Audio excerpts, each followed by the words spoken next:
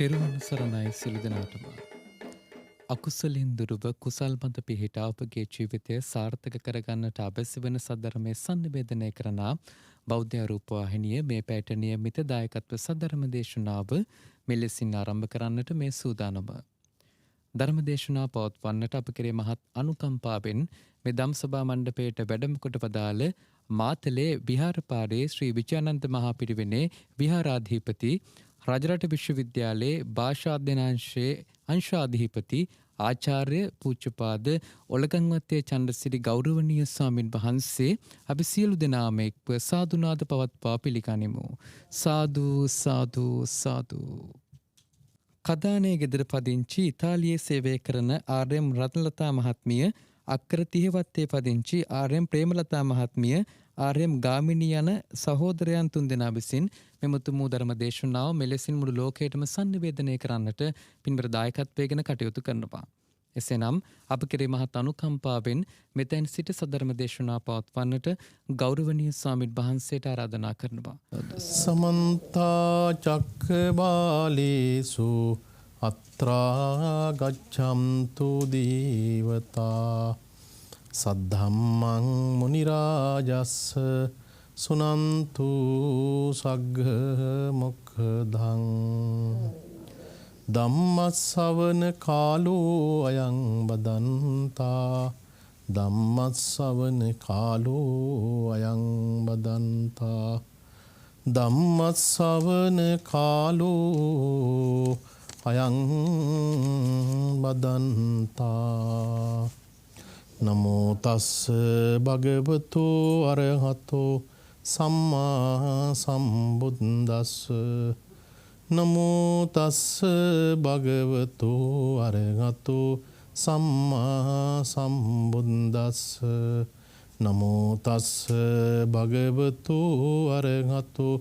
සම්මා සම්බුද්දස්ස යස්ස පාපං කතං කම්මං කුසලේන පිටියති සෝමං ලෝකං පබාසීති අබ්බා මුත්තෝව චන්දිමහාති.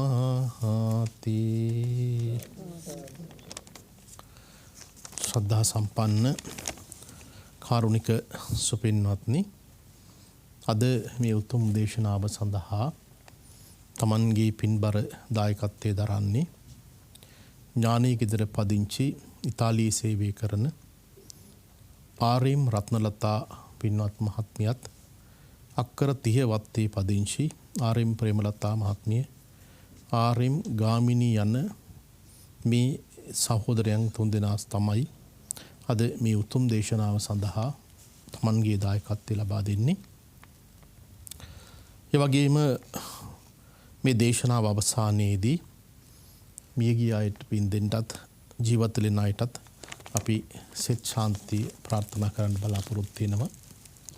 මේ උතුම් දේශනාව සඳහා දායකත්වයේ දරන පින්වත් ඔබටත්, මේ ධර්මයේ ශ්‍රවණය කරන ලක්වාසී ලෝකවාසී ඔබ සියලු දෙනාටම කායික නිරෝගීකමත් මානසික නිරෝගීකමත් ලැබේවා. මේ උතුම් ගෞතම බුද්ධ ශාසනයේදී චතුරාර්ය සත්‍ය ධර්මය අවබෝධ කර ගැනීමට ඔබට ප්‍රඥාවම පහළ වේවායි කියලා ප්‍රාර්ථනා කරනවා. පින්වත්නි, අද මේ දේශනාවේදී මා බලාපොරොත්තු වන්නේ අපි මේ සංසාරයේ තුල මේ ගෙවිමින් පවතින කාලවකවානුව කියලා කියන්නේ මෙය පෙර සංස්කාර ධර්මයන් එහෙම නැත්නම් අපි කරපු කුසල කර්මයන් ගෙවාගෙන යන කාල පරිච්ඡේදයක්. ඒ නිසා අපි සංසාරයේ පුරාවටම කල්ප ගණනක් තිස්සේ, සමහරවිට ආත්ම ගණනාවක් තිස්සේ අපි ඒකරාශි කරගත්ත මේ සංස්කාර ධර්මයන්, අනිත් පැත්තෙන් ගත්තොත් එහෙම කුසල කර්මයන් මේ ආත්ම භාවයේදී අපි ගෙවාගෙන යන ගමන් අපි තව ඊළඟ භවයන්ටත් අපි කුසල කර්මයන් එකව කරනවා.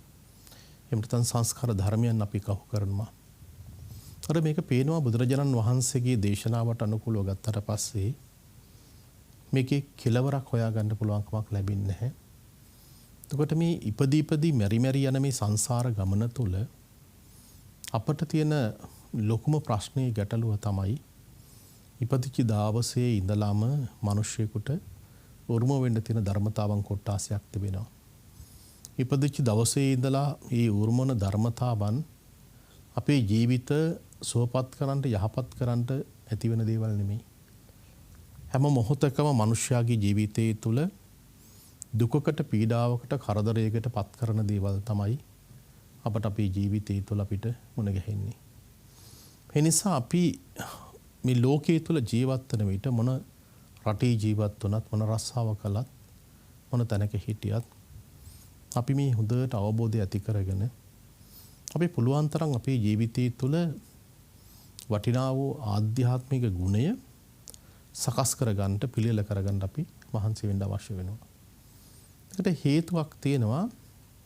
බුදුරජාණන් වහන්සේගේ එක දේශනාවක තිබෙන අපේ තපනීය කියලා. අනිත් පැත්තෙන් ගත්තොත් එහෙම අපට අපේ ජීවිතය තුළ තැවීමක් ඇති වෙන කාරණාවන් තිබෙනවා. තැවීමට පත් වෙන අවස්ථාවන්. මේ තැවීම කියලා කියන්නේ එක්තරා ආකාරයකට පසුතැවීමක්. අපි දන්නවා අපේ ජීවිතය තුළ ඕනෑම කාලවකවානුවක් තුළ ඕනෑම කෙනෙකුට තමන්ගේ ජීවිතය තුළ පසුතැවීමක් ඇති වෙන්න පුළුවන්. මේ පසුතැවීම ඇතිවීමට වයසක් නැහැ. තරුණ වයසේ වෙන්න පුළුවන්, මැදි වයසේ වෙන්න පුළුවන්, ජීවිතේ අවසන්ම කාල පරිච්ඡේදයන් තුළ වෙන්න පුළුවන්. ඒ ඕනෑම කාලයකදී මේ පසුතැවීම ජීවිතය තුළ ඇති වෙනවා. ඒතකොට මේ පසුතැවීම කියන එක ඊතරම් හොඳ කාරණාවක් නෙමෙයි. මේ පසුතැවීම කියලා කියන්නේ මේක අකුසලයේ බලවත් වෙන අවස්ථාවක්. යහපතට හිතන දෙයක් නෙමෙයි.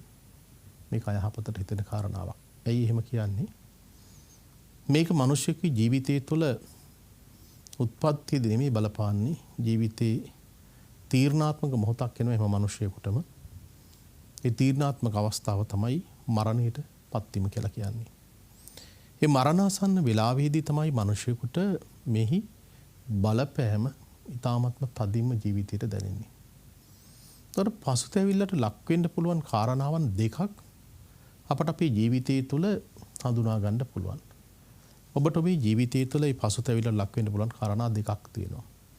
මේක ධර්මානුකූලව විග්‍රහ කරලා බලනකොට මේ කාරණා දෙක තමයි පින්වත්නි. පළවෙනි එක තමයි Tamanගේ අතින් යම් දවසක කිසියම් අකුසලයක් සිද්ධ වුණා නම්, අකුසල කර්මයක් සිද්ධ වුණා නම් අපි කියනවා කර්මපතයක් බවට පත් වෙනවා කියලා.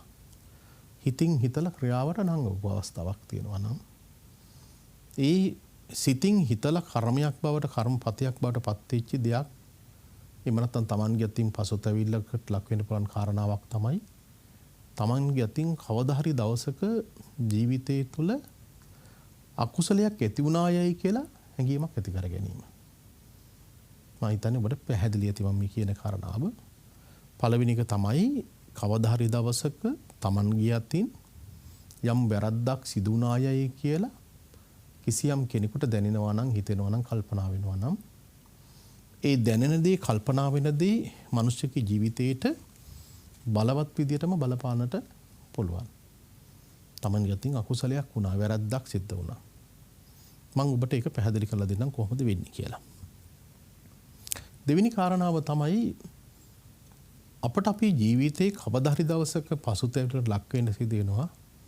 අනේ මට කුසලයක් කරගන්න බැරි වුණා යයි කියලා. දැන් එතකොට අපි ජීවිතේ ගත කරන්නේ කුසලයක් අකුසලයක් එක්ක ජීවිතේ ගත කරන්නේ.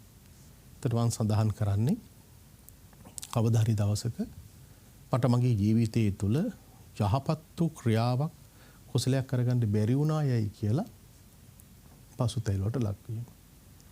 එතකොට ඔබට පේනවා මේ කාරණා දෙකම අපට අපේ ජීවිතයේ තුල යම් යම් කාලවකවාන් වලදී ඇති වෙනවා, නැති වෙනවා, ඇති වෙනවා, නැති වෙනවා. හැබැයි මේක හොඳට තේරුම් අරගෙන මේ කාරණාව අපිට බලක ගන්න පුළුවන් ක්‍රමයකුත් තියෙනවා.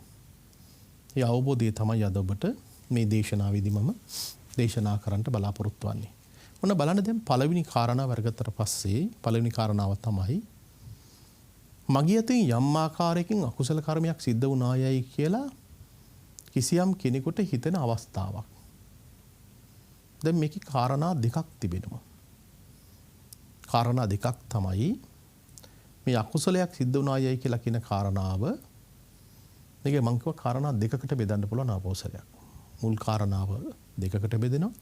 මගේ අතින් අකුසල කර්මයක් සිද්ධ වුණායයි කියලා හිතෙනවා. ඒක පසුතැවිල්ලට ලක් වෙන කාරණාවක්. මට හොඳක් කරගන්න බැරුණා කුසලයක් කරගන්න බැරුණා යම් දවසක කියලා හිතන එක තව කාරණාවක්. ඒතර කාරණා දෙකයි. දැන් අර පළවෙනි කාරණාව අරගෙන මම කොටස් දෙකකට බෙදලා වෙන් කරනවා. ඒ තමයි මේ අකුසල කර්මයක් සිද්ධ වුණායයි කියලා කියන එක මේ ආත්ම භාවයේදී අපි අතින් සිද්ධ වෙච්ච අකුසල කර්මය. මේ ආත්ම භාවයේදී. ඒතකොට අකුසල කර්මය කියලා කියපුවාම දස අකුසලයකට අපිට ලක් කරගන්න පුළුවන්. එතකොට ඒ විවිධ වැරදි අඩුපාඩුකම් විවිධ දේවල් වෙන්න පුළුවන්. දැන් ඔය ඇත්ත හිතන්න කල්පනා කරන්න මේ ආත්මයේදී Tamanගේ අතින් අකුසල කර්මයක් සිද්ධ වුණොත් ඒ සිද්ධ වෙච්ච අකුසල කර්මයේ පිළිබඳව ඔබට මොකද වෙලා තියෙන්නේ? ඔබට ඔබේ මතකයේ මේක රැඳිලා තියෙනවා. අපිට කියන්න පුළුවන් ද සංසාරයේ තුල අපි කරපු අකුසල කර්ම මොනවද කියලා? සංසාරයේ තුල අපි කරපු කුසල කර්මී අපිට කියා ගන්නත් බෑ. සංසාරයේ තුල අපි කරපු අකුසල කර්මී කියා ගන්නත් බෑ. හැබැයි අපිට එක දැනෙන අවස්ථාවක් තියෙනවා. මම එකත් ඔබට කියන්නම්. දැන් බලමු Tamanගේ යතින් යම් අකුසල කර්මයක් සිද්ධ වුණා නම් මේ ආත්මේදී ඒ කරපු අකුසල කර්මයේ පිළිබඳව සමහර ඇත්තන්ගේ මතකයේ රැඳිලා තියෙනවා. Tamanගේ මතකයේ රැඳිලා තියෙනවා. ඒක වළක්ව ගන්න බෑ ඒක කෙනෙකුට. හිත ඊ타ත්ම දැඩි ලෙස Tamanගේ හිත දැඩි ලෙස කම්පණයකට පත්වන අවස්ථාවක් තියෙනවා. ඒවා මිනිසුන්ට මේ ආත්මයේදීම විපාක විඳින්න සිදු වෙන අවස්ථාවක් තියෙනවා. හැබැයි අපිට ධර්මයේ පෙන්වා දෙනවා පින්වත්නි මේ අකුසල කර්මයන් අපි කරාට පස්සේ බොහෝ අකුසල කර්මයන් තිබෙනවා අපිට ඒ වගේ තියෙන ඵල විපාක යටපත් කරන්නට පුළුවන්කමක් තියෙනවා. හැම දෙයක්ම අපිට කරගන්න බෑ. හැබැයි අපිට තියෙන බොහෝ අකුසල කර්මයන් යටපත් කරගන්න පුළුවන්කමක් තියෙනවා. හැම අකුසලයක්ම යට කරන්නත් මෙතනදී හැකියාවක් ඇත්තේ නැහැ.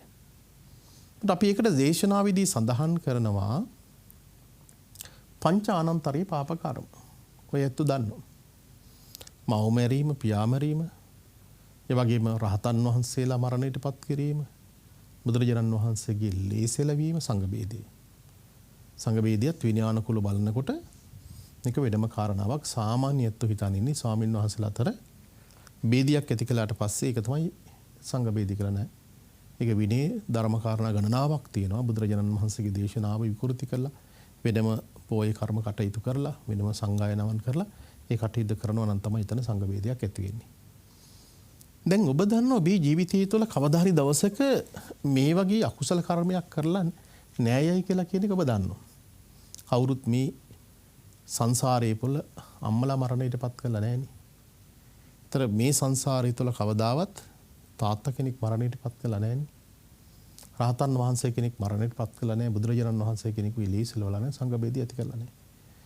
ඔබ එවැනි පාපකාරී ක්‍රියාවකට අපට අපේ ජීවිතයේ තුළ අපි අතගහලා තිබුණා නම් එවැනි පාපකාරී ක්‍රියාවකට අපි අතගහලා තිබුණා නම් අපිට කවදාවත් මේ විදිහට බණ අහන්න සිද්ධ වෙන්නේ නැහැ.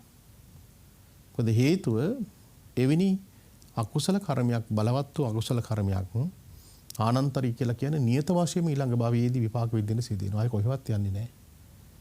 එය නරකාදියට ගෙනියන්නට සසරේහි අපේ ජීවිතේ හේතු වෙන. එතකොට අපි සංසාරයේ තුල අපි එවැනි දෙයක් අපට අපේ ජීවිතය තුල කරලා නැහැ. හැබැයි එවැනි බරපතල වූ අකුසල කර්මයන් කරලා නැති වුණාට මේ ආත්මයේදී අපි කරපු සමහර අකුසල කර්මයන් තියෙනවා.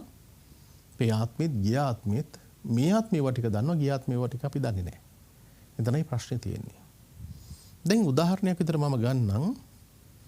දැන් ඔබට මේ ආත්මයේදී ඔබේ අතින් කිසියම් අකුසල කර්මයක් සිද්ධ වුණා නම් ඒ සිද්ධ වෙච්ච දේ මම කියනවා Tamanගේ මනසේ මොකද වෙලා තියෙන්නේ? ඒක රැඳිලා තියෙනවා. කොහොමද රැඳෙන්නේ? අපි දන්නවා අපි වැරද්දක් කළාට පස්සේ මොන හරි දෙයක් කළාට පස්සේ ඒක අපේ මනසට තමයි තදින්ම දැනෙන්නේ. මිනිස්සු සමහර වෙලාවට විවිධ අපරාධ කරලා මිනිස්සු හැංගිලා ඉන්නවා. විවිධ තැන් වලට ගිහිල්ලා හැංගිලා ඉන්නවා. රට පනිනවා. ඒව නැත්නම් වෙනත් තැන් වලට ගිහිල්ලා ඉන්නවා.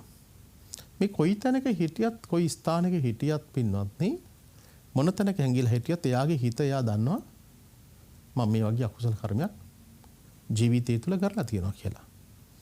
මම මේකට හොඳ උදාහරණයක් ඔයයන්ට කියන්නම්. මේ උදාහරණය කියනකොට ඔබට තේරුම් ගන්න පුළුවන් මේක කොච්චර විදියට මිනිස්සුගේ මනසට තදින්ම බලපාලා තියෙනවද කියලා.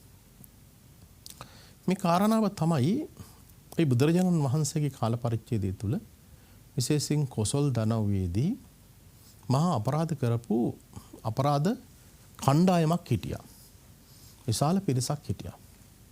මේක මේ අපරාධ කරන මිනිස්සු මේ රාජ්‍යයට මිනිසුන්ට විශාල හානිකර තත්ත්වයක් ඇති වුණා. ඒ වෙලාවේදී රාජපුරුෂයන් යොමු කරගෙන ඒ සිළු දෙනාම එක්කව කරගෙන මේ හොරු කණ්ඩායම ඇල්ලුවා. ඔක්කොම එක රැළටම අල්ලගත්තා. ඉතින් ওই අද වාගේ ඉන්න පාතාලේ වගේ මිනිස්සු ටිකක් තමයි හිටියේ. 500ක පිරිසක් හිටියා. මේ ඔක්කොම එක තැනකට ගෙන ආවා. නඩු ඇහුවා. නඩු අහලි වෙලා නඩුකාරයෝ තීන්දුව තීරණය කළා මේ අය කළා තියෙන බරපතල අකුසල කර්මයන් එක්ක මේ අය මරණීය දඬුවමට නියම කළා. ඔයත් දන්නවා මේ මරණීය දඬුවමකට නියම කරපුවාම මේ විලාවකදී කොච්චරනම් බරපතල තත්ත්වයක් ඇති වෙනවද කියලා. මිනිස්සු මරණීය දඬුවමකට නියම වෙන්න පුළුවන් විවිධ හේතු නිසා සමහරලාට කිසිම වැරැද්දක් නොකරපු අය උසාවියේදී මරණීය දඬුවමකට සිර දඬුවම් විදින අවස්ථා තියෙනවා. ඒව නම් පෙර සංසාරයේ තුල තියෙන අකුසල කර්මයන්ම තමයි වෙන මොනවාත්ම නෙමෙයි. උසාවියේදී තීන්දුව තීරණය කරනවා මේ විදියට තමන්ට මරණීය දඬුවමය හෝ එහෙම නැත්නම් අරුව ගණනාවක් සිර දඬුවම් විදින්න කියලා නියම කරපුවාම වැරද්දක් නොකරපු අයට නම් මේ පෙර සංසාරේ කරපු අකුසල කර්මව තමයි ඵල විපාක විඳින්න සිදුවන්නේ. දැන් අර 500 දිනාටම නියම කරපු දේ තමයි දඬුවම තමයි මරණීය දඬුවම කියන එක. දැන් අරගෙන ගියා. අරගෙන ගිහිල්ලා මරන්ට දැන් නියම කරලා ඉන්නේ. අලු ගෝසුව හොයනවා දැන්. අද කාලේ හැට නම් ඔබට පේනවා ඇති. මේ අලු ගෝසුව කොහෙවත් නැහැ. ඒ කාලේ කොහෙවත් හිටියේ නැහැ ඒ වෙලාවේ හැටියට. හොයාගෙන ගියා. ඒක අලු ගෝසුවෙක්වත් නැහැ. මේ අය මරන්න. තනතුරක් බැලුවයි තනතුරට මිනිස්සු කියනවා කැඳවන්න බැලුවා මිනිස්සු ඉන්නේත් නැහැ. පස්සේ දැන් මේ 500ක් දෙනා ඉන්නවා. 500ක් දෙනා ඉන්න කෙනා අතර ඒ අයකින් කෙනෙක් හොයාගෙන ගියා. කිව්වා කවුරු හරි කෙනෙක් ඉන්නවා නම් ඉදිරිපත් වෙන්න මේ මිනිස්සු ඝාතනය කරන්න එයාට අබේදානෙ නැත්නම් එයාට නිදහස් කරනවා. එයාව නිදහස් කරනවා. එයා මරන්නේ. හොයාගෙන ගියක මිනිස්සෙක්වත් හොයාගන්න නම් අන්තිමට එක මිනිස්සෙක් ඉදිරිපත් වුණා. හොඳයි මම ඉදිරිපත් වෙනම් කියලා. දැන් මෙයා තනතුරේ පිහිටෙව්වා. අල්ගෝසු තනතුරේ. අල්ගෝසු තනතුරේ පිහිටලා අර මිනිස්සු ඔක්කොම එකින් එක දවස් ගානේ මරණයට පත් කළා. මෙයාගේ රස්සාව දැන් අල්ගෝසු තනතුර. දැන් මිනිහා රස්සාවක් කරනවා. එතකොට රාජ්‍ය නියමී අනුව ඒ සිරමැදිරිවල ඒ සියලු කටයුතුවලදී මිනිහෙක් මරන්න නියම කරපුවාම මෙයා තමයි මරණයට පත් කරන්නේ. මෙයා සේවි. දැන් ওই වගේ තනතුරක් දරන සමහර මිනිසුන්ට හිතුමන අපි Tamanගේ ගෙවල් දොරවල් වලට යන්න හම්බෙන්නේ නැහැ. Tamanගේ දුව දරුවන් ඥාතීන් මොන ගැහෙන්න බොහෝ වෙලාවට ඉඩකඩක් ලැබෙන්නේ නැහැ. අද කාලේ නම් කොහොමද නැහැ. ඒ කාලේ නම් එහෙමයි. ඉතින් මෙයාගේ රස්සාව හැමදාම උදේට යනවා නියම කරන ගියන මිනිසු කියනවා හරක් මරන්න වගේ මිනිසු මරණය කළේ. පින්නත් අපිට පේනවා මෙයා කාලයක් මේ රස්සාව කරගෙන යනකොට මෙයාගේ ඇඟේ ප්‍රතිවිචි ශව ශක්තිය දුර්වල වෙලා යනවා. මිනිස්සු කපලා කොටලා මැරුවි. බෙල්ල කපලා මරණයට පත් කරනවා. ඉස්සර මිනිස්සෙක් මරන්නට දෙවතාවෙන් තුන් වතාවෙන් පුළුවන් දැන් මෙයාට 7-8 ගමනක් මහන්සි වෙන්න ඕන මිනිස්සෙක් මරණයට පත් කරන්න. මෙහෙම ගියපුවාම මෙයාගේ කාලේ දැන් හරි මෙයා විශ්‍රාම යවන්න ඕන කියලා දැන් මෙයා විශ්‍රාම යවනවා. විශ්‍රාම යවපුවාම මෙයා ගෙදර යනවා. දැන් අලුගෝසු තනතුර නැහැ විශ්‍රාම ගිහිල්ලා. විශ්‍රාම යනවා කියලා කියන්නේ මිනිස්සෙක් Tamanගේ ජීවිතය තුළ කාලයක් තිස්සේ කරපු එකම ක්‍රියාවනේ. එකම ක්‍රියාව නිසා එයා මොකද කරන්නේ? එයාගේ ඒ වැඩෙන් නිදහස් වෙනවා. අවුරුදු ගණනාවක් තිස්සේ මොකද වෙලා තියෙන්නේ? එකම ක්‍රියාවක් කරන්නේ. මෙයා ගෙදර ගිහිල්ලා තමන්ගේ බිරිඳට කියනවා කාලෙකින් මම ගෙදර ආවි. හිතන්නකෝ හිරෙන් නිදහස් වෙච්ච මිනිහෙක් අවුරුදු 25 30ක් ගිහිල්ලා හරි ගෙදර එනවා. එතකොට එයා කියනවා මම කාලෙකින් ආවි. ඒ නිසා මට හොඳට ලුණු කැඳ ටිකක් හරි ගසලා දෙන්න. දැන් පින්නත්නි එයා දැන් ඉස්සරහට වෙලා ඉඳගෙන ඉන්නවා. තමන්ගේ බිරිඳ ඒ කටයුතු සූදානම් කරලා ගෙනකොට ඒ වෙලාවේදී අපිට පේනවා සාරිපුත්ත ස්වාමීන් වහන්සේ ලෝකෙ දිහා බලනකොට පේනවා මේ මිනිසයා ගැන නිත ගැටෙනවා සාරිපුත්ත ස්වාමීන් වහන්සේට. උන්වහන්සේ කරන්නේ 이르දියෙන්ම පාත්‍රයේ සිවුරු අරගෙන ඒ ඈත ඉඳලා පෙනී හිටිනවා. මෙයාගේ නිවස දෙසට සාරිපුත්ත ස්වාමීන් වහන්සේ වඩිනවා. වඩින වෙලාවේදී මෙයා කල්පනා කරනවා සෑහෙන කාලෙකින් ස්වාමීන් වහන්සේ නමක් දකින්නේ. මගේ ගෙදර පැත්තට එන්නේ. ඒ නිසා ජීවිතේ මට කරගන්න බැරි වෙච්චි වටිනා කුසලයක් අද කරගන්න පුළුවන්. ඒ තමයි මේ ලැබිච්ච ලුණු කැඳ ටික උන්වහන්සේට පූජා කිරීම. සාරිපුත්තු ස්වාමීන් වහන්සේ ගෙදරට වැඩම කළා. දැන් අර ලුණු කැඳ ටික උන්වහන්සේට පිළිගන්නවා. පිළිගන්නපු වෙලාවේදී සාරිපුත්තු ස්වාමීන් වහන්සේ ඒකින් කොටසක් අරගෙන මෙයාට කොටසක් දුන්නා බත් පානය කරන්න කියලා. දැන් අවසානයේදී සාරිපුත්තු ස්වාමීන් වහන්සේ මෙයාට දේශනාවක් සිදු කරනවා. ධර්මයේ දේශනා කරනවා.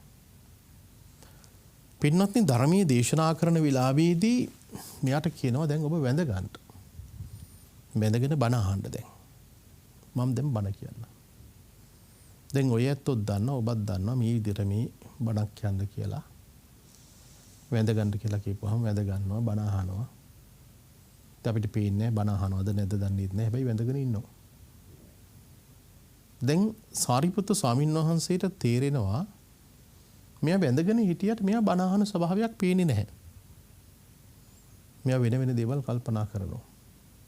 සාරිපුත්තු ස්වාමීන් වහන්සේ ධර්මයේ දේශනා කරන යන අතරතුරදී මෙයාගෙන් අහනවා දැන් ඔබ බණ අහනවද?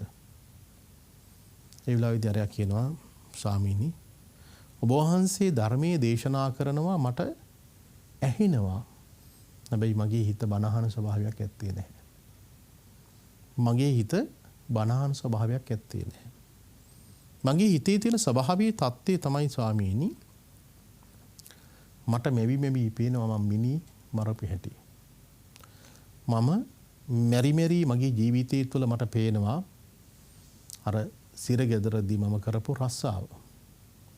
ඒ තමයි මිනිස්සු මරණයට පත් කරපේක. ස්වාමීනි මම බණ අහනකොට මට කන් වලට ඇස් වලට මට දැනෙනවා මිනිස්සු කෑ ගහන හඬ. සමහර බිලි කැපිලා වැටිලා මේ ඉන්න ස්වභාවයේ තත්ත්වේ මට පේනවා. ඔබට දැනෙන්නේ මොකක්ද? ඔබට හිතෙන්නේ මොකක්ද? මේ කාරණාව කියනකොට. මේ කාරණාව තමයි මේක ගැඹුරු ධර්මයේ තුල තිබෙන කාරණාවක්. අපේ මානස තුල කිසියම් නිමිත්තක් පිළිබඳව කිසියම් අදහසක් අපේ මනසට ඇති වුණාට පස්සේ ඒ අදහස අපේ සිත තුළ පළපදියම් වෙනවා. ඒ පළපදියම් වෙච්ච අදහසට ධර්මයේ තුල පෙන්වන කාරණාව තමයි නිමිත්තක් Tamanගේ මනස තුළ ගොඩනැගිලා තියෙනවා. අපිට වෙන සංඥාවක් ඇති වෙලා තියෙනවා. හඳුනාගත්ත දෙයක් Tamanගේ මනස. Tamanගේ මනස හුරු වෙච්ච දෙයක් තියෙනවා. ඒ Tamanගේ මනස හුරු වෙච්ච දේ තමයි මොකක්ද? කාලයක් තිස්සේ මිනිසු මරණයට පත් කරපේක. ඒකනේ පේන්නේ හැමදාම උදේ ඉඳලා රැය වෙනකම් කරන ක්‍රියාව.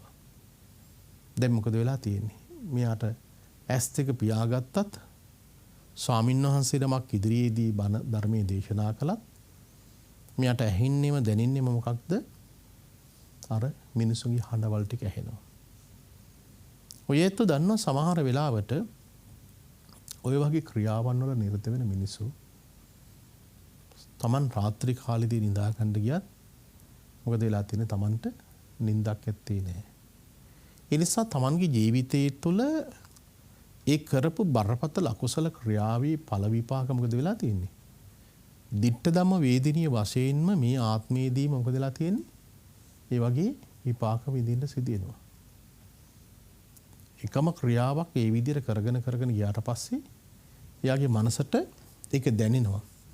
Tamanගේ හිත දන්නවා Taman මේ කරලා තියෙන්නේ මොකද්ද? අපරාධයක් කියලා, අකුසල කර්මයක් කියලා.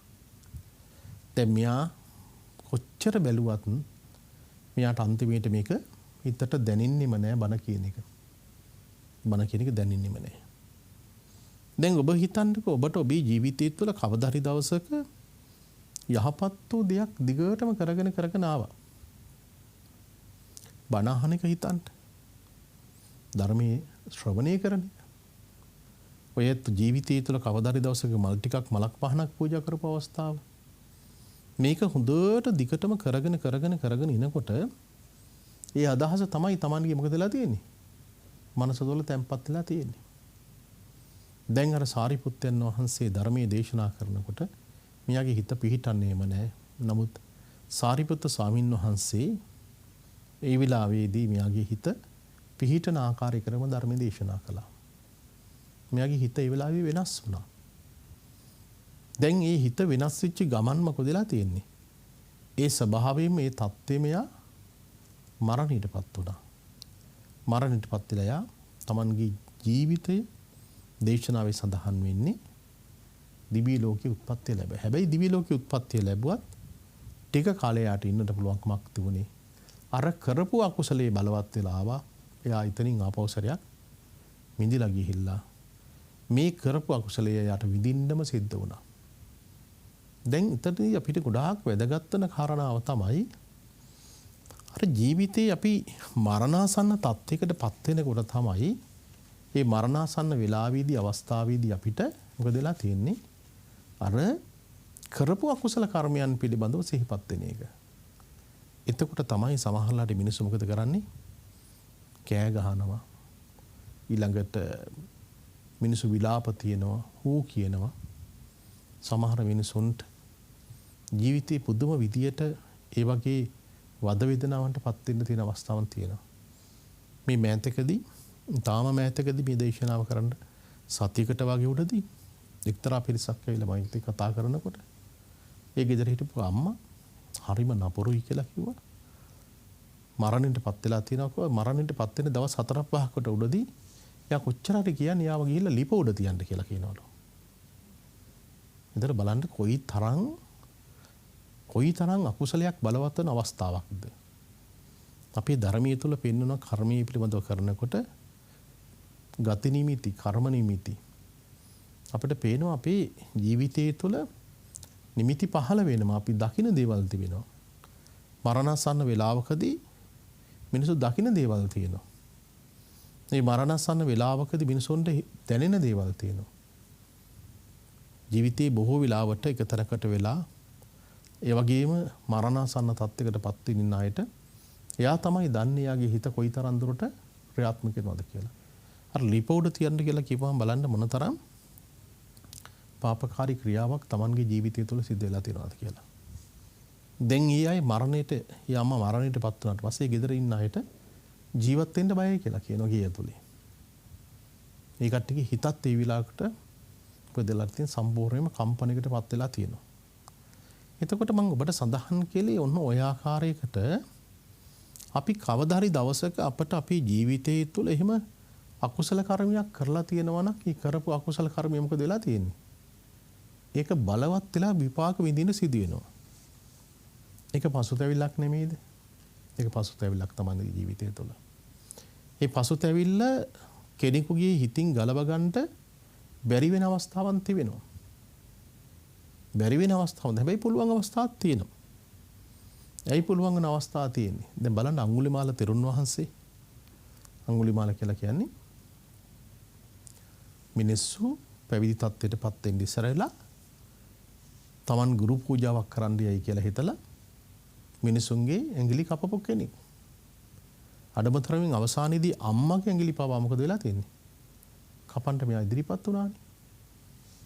නමුත් ලෞතර බුදුරජාණන් වහන්සේගේ ධර්මීය මෙයා ඇහුවට පස්සේ ධර්ම මාර්ගෙට යොමු වුණාට පස්සේ මොකද වෙලා තියෙන්නේ? ජීවිතේ සම්පූර්ණයෙන් වෙනස් වුණා. කොච්චර වෙනස් වුණාද? කොසල් රජතුමා පවා ආවනේ භාග්‍යතුන් වහන්සේ සමීපයට. ස්වාමිනේ මේ මහා හොරෙක් මේක ඇතුළේ ඉන්නවයයි කියලා. ඒ විලාවේදී බුදුරජාණන් වහන්සේ දේශනා කළේ කොහොමද? එවිනි හොරෙක් වුණත් මේ චීවරයක් දරාගෙන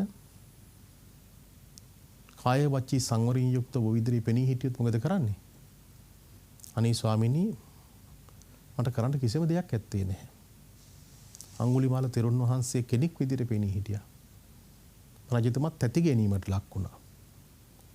එතකොට බලන්න අඟුලිමාල තෙරුන් වහන්සේ යපදානී සූත්‍ර දේශනාවේ දෙකේම තියෙනවා. දැන් උන්වහන්සේ පිණ්ඩපාතේ වඩිනවා. පිණ්ඩපාතේ වඩින වෙලාවේදී සමහර දවසකට පිණ්ඩපාතේ වැඩම කරලා එනකොට පාත්‍රී තැන් තැන් වලින් හීල් වෙලා. ඒ වගේම සිවුරු තැන් තැන් වලින් ඉරිලා. ඇයි? මිනිස්සු අහකට දාන දේවලුත් ඇවිල්ලා තමන්ගේ ඇගේ වදිනවා. කර්මයේ ඒ තරම් බලවත් විදිරෙනවා. මිනිස්සු ගල් කැබිලි සහ ලී කැබිලි කොහටවත් විසි කරනවා ඇවිල්ලා කැරකිලා ඇවිල්ලා ඇගේ වදිනවා උන්වහන්සේගේ. උන්වහන්සේට අවශ්‍ය වුණා පරිණිරවාණයටපත් වෙන්න. ඊට ඉස්සෙල්ලා බලන්නකෝ උන්වහන්සේගේ තිබිච්ච ස්වභාවය. පිණ්ඩපාතේ වඩිනකොට වඩින වෙලාවේදී එක කාන්තාවක් මුදලා තියෙන්නේ. විලි වේදනාවෙන් කෑ ගහනවානේ. විලි වේදනාවෙන්. අච්චර මිනිමරුප කෙනෙකුට බලන්නකෝ හිතක් පහළ වෙනවනේ. ඒ දුක්ඛිත ස්වභාවයක් පිළිබඳව. අනුකම්පා සහගත සිතක් ඇති වෙනවා. භාග්‍යතුන් වහන්සේට සඳහන් කළේ ස්වාමීනි මට යාට පිහිට වෙන්න ඕනේ. එතකොට කිව්වේ කොහොමද? ඔබ ගිහිල්ලා සත්‍යක්‍රියාවක් කරන්න කිව්වා. මුලින් සත්‍යක්‍රියාවක් කරන්න කියලා කිව්වා. මේ ජීවිතයේදී මම කවදාවත් සතෙක් ඝාතනය කරලා නැහැ. නමුත් අඟුලිමාල තෙරුන් වහන්සේ සඳහන් කළේ ස්වාමීනි මගේ ජීවිතය තුළ මට මගේ අතින් අනන්තවත් මිනිසු මරණයටපත් වෙලා තියෙනවා. ඊළඟට භාග්‍යතුන් වහන්සේ අනුදැනව දාලා යතෝහම් බගිනි අරියාය ජාතියා ජාතෝ නාවිජානාමි කියලා මේ දේශනාව ඔබ දන්නවා. මේ උතුම් ආර්ය ජීවිතයට ඇතුළත් වුණාට පස්සේ කවදාවත් මගේ අතින් සත්‍යයක් ඝාතනය වුණේ නැහැ. ඒකට බලන්න මේක සත්‍යක්‍රියාවක් මිනිස්සුෙකුට. උන්වහන්සේ ඒ සත්‍යක්‍රියාව කළා. අපි අටුවාවේ පෙන්නන්නේ කොහොමද? තිරයක් ඇදලා තිරේ එහා පැත්තේ කාන්තාව ඉන්නවා. උන්වහන්සේ මේ පැත්තේ ඉඳලා සත්‍යක්‍රියාවක් කරනවා තමන්ගේ ජීවිතය තුළ. තමන් මේ උතුම් පැවිදි ජීවිතයට ඇතුළත් වුණාට පස්සේ කවදාවත් මම සතෙක් එහෙම නැත්නම් සත්‍යයක් ඝාතනයට ලක් කරේ නැහැ කියලා. දැන් ඒක කවුද දන්නේ? ඒක උන්වහන්සේ දන්නේ. හිත දන්නේ. එතකොට ඔබ දන්න ඔබේ සිත. පින්නත් ඒ විදිහට සත්‍යක්‍රියාවක් කළා. උන්වහන්සේ වැඩ හිටපු තැන ඒ ආසනී ජලයේ ටික පවා සෝදලා මිනිස්සු අරන් ගියා කියලා සඳහන් වෙනවා. බලන්න එතකොට මම සඳහන් කරන්න උන්නේ කැමතුනේ දැන් අදටත් මේ අවුරුදු 2000 ගණක් තිස්සේ අපි අඟුලිමාල හාමුදුරගෙන කියන අපි සිංහල බෞද්ධ කාන්තාවන් එයා ගැබිනි කාන්තාවක් වඩ පත් වුණාට පස්සේ දරු ප්‍රසූතියකට ලං වෙනකොට මාස 6-7න් අඟුලිමාල පිරිත සජ්ජායනය කරව ගන්නවා ස්වාමීන් වහන්සේලා ලවා. බලන්න මිනි මරපු කෙනෙක්නේ. දහස් ගණන් මිනිස්සු මරණයට පත් කරපු ගම්වල හිටපු මිනිස්සු ගම් අත්හැරලා ගියා. අඟුලිමාල තෙරුන් වහන්සේ අඟුලිමාල එනකොට ඒ තරම් බීතියට පත්විච්චි මහා සොර දෙටුවෙක් විදිහට සඳහන් කරපු කෙනෙක්. නමුත් ජීවිතේ සම්පූර්ණයෙන් මොකද වෙලා තියෙන්නේ? වෙනස් වුණා. ඕනම මිනිසෙකුගේ ජීවිතේ වෙනසක් ඇති කරගන්න පුළුවන්. නැයි වෙනසක් ඇති කරගන්න පුළුවන් මෙන්න මේ ක්‍රියාව හොඳට ඔබ තේරුම් ගත්තට පස්සේ. දැන් බලන්න අද අපි බොහෝ වෙලාවට අපේ ශාසන ඉතිහාසයේදී කියනකොට ඉතින් බොහෝ චරිත වලින් අතලොස්සයි අපිට නිතරම ඇහෙන්නේ. මහා මොග්ගල්ලාන තෙරුන් වහන්සේ පිළිබඳව, කාශ්‍යප තෙරුන් වහන්සේ පිළිබඳව, ආනන්ද තෙරුන් වහන්සේ පිළිබඳව. නේ? එතකොට ඒ අතර අපි අඟුලිමාල තෙරුන් වහන්සේ ගැනත් අපි කතා කරනවා. සෝ මහා ශ්‍රාවකයන් ගැන කතා කරනවා. දැන් මොකද වෙලා තියෙන්නේ? අර ස්වාමින් වහන්සේ රහත් ඵලයකට පත් වෙච්ච කෙනෙක් අඟුලිමාල තෙරුන් වහන්සේ. ඒ රහත් ඵලයකට පත් වුණත් මොකද වෙලා තියෙන්නේ? අර අකුසලයක් කරපු දේවල් විටින් විට උන්වහන්සේට විඳින්න සිදු වුණා. ඒ නිසා තමයි උන්වහන්සේ පරිනිර්වාණයටපත් වෙන්න උනායි කියලා භාග්‍යවතුන් වහන්සේගෙන් අවසර ලබාගෙන පරිනිර්වාණයටපත් වුණේ. දැන් මම මෙතනදී සඳහන් කරන්න ගියේ දැන් එවැනි කෙනෙක් Tamanගේ ජීවිතයේ තුළ අර ආධ්‍යාත්මික වශයෙන් ලොකු වෙනසක් ඇති කරගෙන එහිදී මොකද වෙලා තියෙන්නේ? ඒ අවශ්‍ය කරන ක්‍රියාමාර්ග ගත්තට පස්සේ Tamanගේ අකුසලේ පරාජයටපත් කරන්න පුළුවන්කමක් තිබුණා. පින්නත් මම ඔබට මේ කාරණා දෙකින්ම පැහැදිලි කළේ අපිට ඒ තරම් මහා දේවල් කරගන්න බැරි වුණත් අපිට අපේ ජීවිතය තුළ අපි හොඳට තේරුම් ගන්න අවශ්‍ය වෙනවා. අපි ජීවිතේ පසුතැවිල්ලට ලක්වන කාරණාවන් ගණනාවක් ගත්තොත් එහෙම තමන්ගේ ජීවිතයේ තුළ ඒ කාරණාවන් දිහා බලනකොට අපි හිතමුකෝ කවුද හරි කෙනෙක් ඔබේ ජීවිතයේ අතින් ප්‍රාණඝාතයක් සිද්ධ වුණා. ඒ ප්‍රාණඝාතයක් අපි හිතමුකෝ වාහනයක් පදවගෙන යන කෙනෙක් අතින් මොකක් හරි සතෙක් මරණයටපත් වුණා. මිනිසෙක් මරණයටපත් වුණා. එහෙම නැත්නම් එයා අබ්බඝාතයක් බවට පත් වුණා. හැබැයි අපි හිතලා කරපු ක්‍රියාවක්ද මේක? හිතලා කරපු ක්‍රියාවක් නෙමෙයි. අපි හිතලා කවදාවත් වාහනයක් යන ගමන් බල්ලෙක් මරන්නේ නැහනේ. සතෙක් සමහර මිනිස්සු නම් සත්තු මරනවා. මිනිස්සු මරණයටපත් කරන්නේ නැහනේ. අපි නොදැනුවත්වම තවත් මිනිස්සුෙකුට අපි ගහනවා. දැන් බලන්න ඔය ඇත්තෝ ඔර සිරමැදිරි වල මිනිස්සු දිහා බලපුවාම මරණීය දණ්ඩයටපත් වෙලා ඉන්න මිනිස්සු දිහා බලපුවාම ඒ මිනිස්සු කියන්නේ මම මේ මිනිස්සයා මරන්න හිතකින් ගැහුවා නෙමෙයි කියලා කියන්නේ. හැබැයි ඒ වෙලාවට මොකද වෙලා තියෙන්නේ? මරණයටපත් වෙලා ඉන්නේ. මං එහෙම කරන්න හිතාන නෙමෙයි කියලා කියනවා. අම්මට ගහන්න හිතාගෙන නෙමෙයි මං මොකද වෙලා තියෙන්නේ? එහෙම දෙයක් කළේ. තාත්තට ගහන්න හිතාගෙන නෙමෙයි ඒක කළේ කියලා. අම්මට එහෙම හිතාගෙන නෙමෙයි මං කිව්ව කියලා එහෙම කියනවා. හැබැයි පින්වත්නි ඔබට කල්පනා වෙනවා එහෙම වුණත් මිනිස්යාගේ හිතේ Tamanට ලොකු වේදනාවක් තියෙනවා. දැන් අපි එහෙම සත්ත්ව ඝාතනයක් විතර අපි ගත්තොත් එහෙම අපි මොකද්ද කරන්න ඕනේ? මේ අකුසල කර්මය යටපත් කරන්නට මං කියවනේ යස්ස පාපං කතං කම්මං කුසලේන පිටියති. Tamanගේ අතින් අකුසල කර්මයක් සිදු වෙලා තිබෙනවා නම් ඒ අකුසල කර්මය මොකද වෙලා තියෙන්නේ? යටපත් කරන්න පුළුවන් අපි කරන කුසල කර්මයෙන්.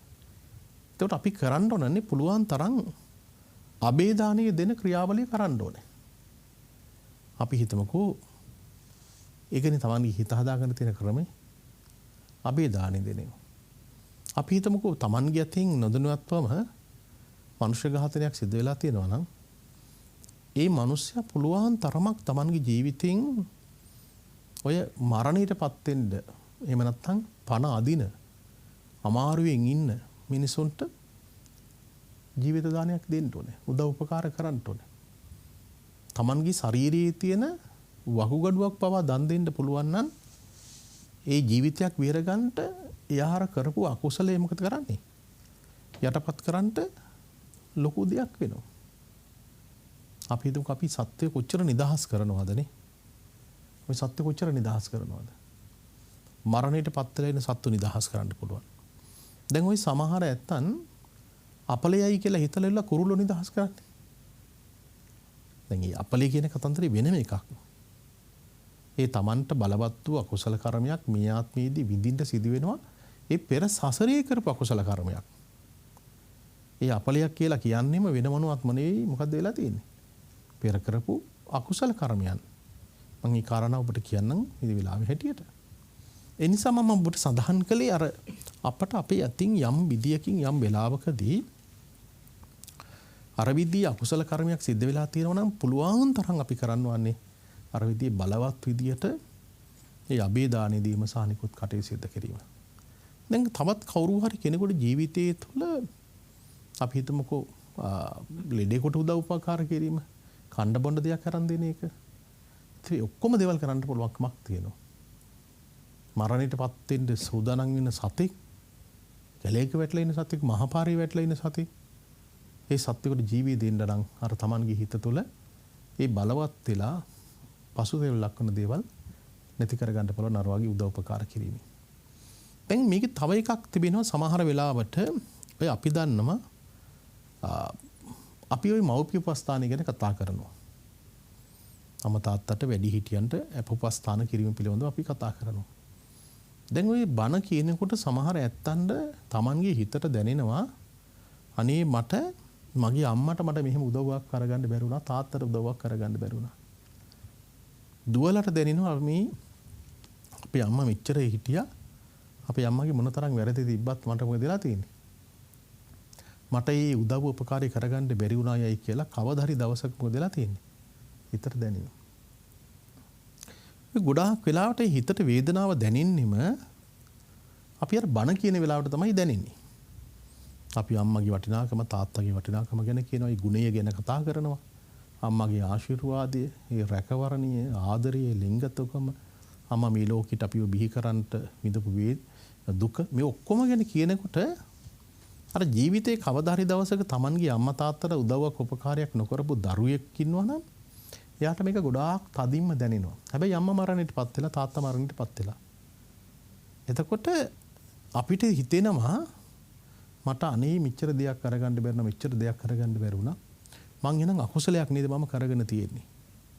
දැන් මොකද වෙලා තියෙන්නේ? තමන්ගේ හිතට ලොකු වේදනාවක් දැනෙනවා. බරපතල විදිහේ වේදනාවක් දැනෙනවා.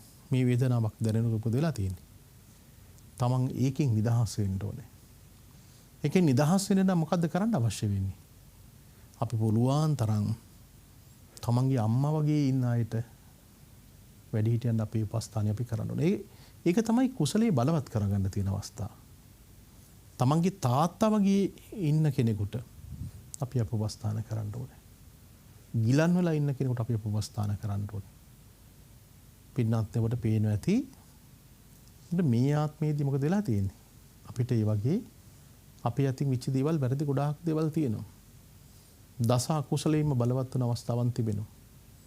අපි කවුරු හරි කෙනෙකුට බොරු කියලා තව මිනිහෙක් රැවට්ටුවා නම් එයාට දැනෙනවා Tamanගේ ජීවිතය තුළ අනේ මම මේ අකුසල කර්මය කළා නේද කියලා. මේ අකුසල කර්මය කළායයි කියලා කියනකොට අපට පේනවා ඒක මොකද වෙලා තියෙන්නේ? ඒක බලවත් විදිහට අපට අපේ ජීවිතයට බලපානවා. ඒකට අපිට එහෙම දෙයක් අපේ මනසට දැනෙනවා නම් ඒක ධර්මානුකූලව විවරණය කරලා බලනකොට අපිට පේන්නේ මොකද වෙලා තියෙන්නේ? ඒක පසුතැවිල්ලට ලක්වෙච්ච කාරණාවක්. ඒ පසුතැවිල්ලට ලක්වන කාරණාවේදී අපට පේනවා එහෙනම් අපි පුළුවන් තරම් මොකද කරන්නේ? අපි ඇත්තම කියන්නේ ජීවිතේටම අපි අදිෂ්ඨානයක් ඇති කරගන්න ඕනේ. මම කවදාවත් මොකද කියන්නේ? ඒක වචනයක්වත් මම බොරු කියන්නේ නැහැ. පුළුවන් තරම් මම ඇත්තම කියනවා. හැම මනුෂයාටම ඇත්තම කියනවා. සමහර මිනිස්සු Tamanගේ ජීවිතය තුළ අන්තයට ඊර්ෂ්‍යා කරලා යාටම දැනෙනවා කවදා හරි දවසක මොකද වෙලා තියෙන්නේ? අනේ මං ඊර්ෂ්‍යා කළායි කියලා.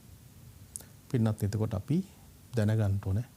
එදා ඉඳලම ඔබට මේ වේදනාවක් ඔබේ මනසට දැනෙනවා නම් අපි කල යුතු වන්නේම පුළුවන් තරම් මෛත්‍රී සිතක් පොදවා ගන්න.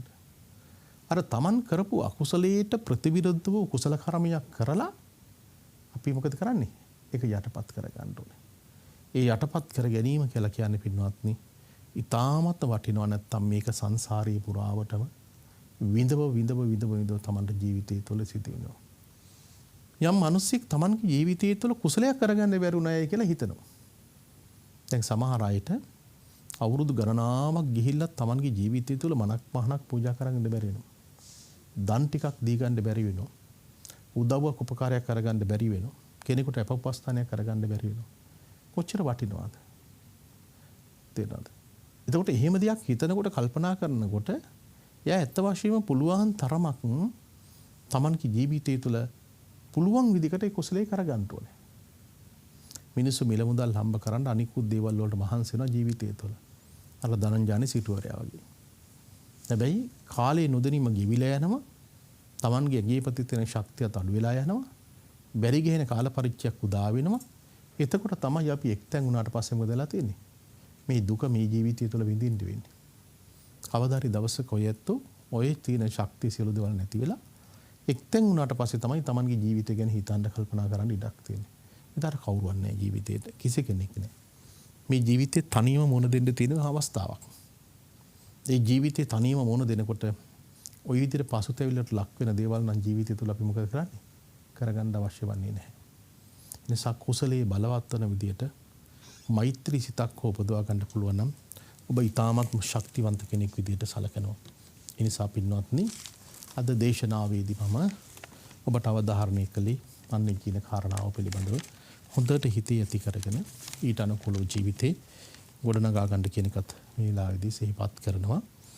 අද මේ දේශනාව සඳහා දායකත්වයේ දරුවේ ඥානයේ ගෙදර පදිංචි ඉතාලියේ සේවය කරන ආර්.එම්. රත්නලතා මහත්මිය, අක්කර 30 වත්තේ පදිංචි ආර්.එම්. ප්‍රේමලතා මහත්මිය, ආර්.එම්. ගාමිණී යන සහෝදරියන් තුන්දෙනා විසින් අරමුණු බවට පත් වෙලා තියෙන්නේ මියගිය ආවනිල පදිංචිව සිටි එච්.ඩී. මියුලින් පාසිකා මාතව අවුරුද්දකට පෙර අම්මා නේද මරණයටපත් වුණා. ඒ අම්මාට පින් දෙන්න. ආර්.එම්. උපාලි විජයානන්ද අවුරුදු 4කට පෙර සහෝදරයා මරණයටපත් වෙලා තියෙනවා. එච්.ඩී. මාටින් මාතා අවුරුදු 10කට පෙර අභාවයටපත් වෙලා තියෙනවා. එයාට පින් දෙන්නත්. ආර්.එම්. රත්නලතා, ගුල්ෂානෝ කත්රිනා මහත්මියට නිරෝගී සුවය ප්‍රාර්ථනා කරනවා. එස්.එම්. සෝමා සූරියමණිකේ, ප්‍රේමලතා මහත්මිය හා ගාමිණී මහත්මිය ඇතුළු දූ දරුවන්ට සෙත් පතන්නටත් ඒ වගේම සියලුම ස්වාමින් වහන්සේලාටත් කොරෝනා උදරයෙන් පීඩා විඳින මහ ජනතාවට රට ජාති වෙනින් දිවිපිදු රණවිරුවන්ටත් මේ වැඩසටහනට පැමිණි සියලු දෙනාටමත් මේ ලාදිසෙත් සාන්ති ප්‍රාර්ථනා කරනවා. විශේෂ පුණ්‍ය අනුමෝදනාව ශ්‍රී සම්බෝධි මහ විහාරාධිපති වැඩවිසූ බෞද්ධ මාධ්‍ය ජාලයේ නිර්මාතෘවර බෝධිසත්ව ගුණෝපේත සම්බුද්ධ ශාසන විශ්ව කීර්ති ශ්‍රී ශාද්ධර්ම විභූෂණ ශ්‍රී කුසල ධම්ම මහා ස්වාමීන් වහන්සේට පින් අනුමෝදන් කිරීමටත් අපවත්ති වදාළ සියලුම මහා සංඝ රත්නයට පින් අනුමෝදන් කිරීමටත් රට ජාතිවින් දිවිපිදු රණවිරුවන්ට පින් දෙන්නත් බලාපොරොත්තු වෙනවා. අද දේශනාවට දායකත්වයේ දරපු පින්වත් ඔබ සියලු දෙනාටමත් උතුම් ධර්මයේ ශ්‍රවණය කරපු ලක්වාසී ලෝකවාසී ඔබ සියලු දෙනාටම නිදුක් වේවා, නිරෝගී චිරජීවන ලැබේවා. උතුම් දලදා හම්තුන්ගේ පිහිට ආශිර්වාද ලැබේවා. විජ්ජාශ්‍රී ජයසිරි මහරහතන් වහන්සේගේ පිහිට ආශිර්වාදයෙන් යහපතක් සිද්ධ වේවා. මේ උතුම් ගෞතම බුද්ධ ශාසනයේදී චතුරාර්ය සත්‍ය ධර්මයේම අවබෝධ වේවායි කියලා ප්‍රාර්ථනා කරනවා. දේශනාවට දායකත්වයේ දරපු පින්නතුන්ගේ පරම්පරානුගත මිය ගිහිලෙන සිළු දිනාට පින් අනුමෝදන් වේවා. කොරෝනා වසංගත තත්ත්වයෙන් මිය ගිහිලෙන සිළු දිනාට පින් අනුමෝදන් වේවා. රට ජාති යාගුණ ජීවිතය කැප කරපු විරෝධාර රණවිරුවන්ට පින් අනුමෝදන් වේවා. මියගිය සියලුම ස්වාමීන් වහන්සේලා පවත්වී වදාළ සියලු ස්වාමීන් වහන්සේලාට පින් අනුමෝදන් වේවා. මේ පින් බලෙන් හැමදෙනාම උතුම් නිවන් අවබෝධ වේවායි කියලා ප්‍රාර්ථනා කරනවා. විෂ්ණු කතරගම සමන් විභීෂණ ආදී සිල් මල් පේසාක්‍ය මහේසක්‍ය දෙවියන්ටත් ඒ වගේම මේ සම්බෝධි විහාරස්ථානයේ ආශ්‍රිත වැඩ ඉන්න සියලුම සම්මිය දෘෂ්ටික දෙවියන්ටත් පින් අනුමෝදන් වේවා. මේ පින් බලෙන් දෙවියන්ද අපි හැමදෙනාද පතන බෝධියකින් නිවනින් සැනසීමටපත් වේවා. ආකාසට්ඨා ච බුම්මට්ඨා දේවා නාග මහිද්దికා පුඤ්ඤන්තං අනුමෝදිත්වා චිරං රක්ඛන්තු ලෝක සාසනං. ආකාසට්ඨා ච බුම්මට්ඨා දේවා නාග මහිද්దికා පුඤ්ඤන්තං අනුමෝදිත්වා චිරං රක්ඛන්තු දේශනං. ආකාසට්ඨා ච බුම්මට්ඨා දේවා නාග මහිද්దికා පුඤ්ඤන්තං අනුමෝදිත්වා චිරං රක්ඛන්තු මම් පරන්ති. හැම දිනාටම සම්මා සම්බුදු සරණයි.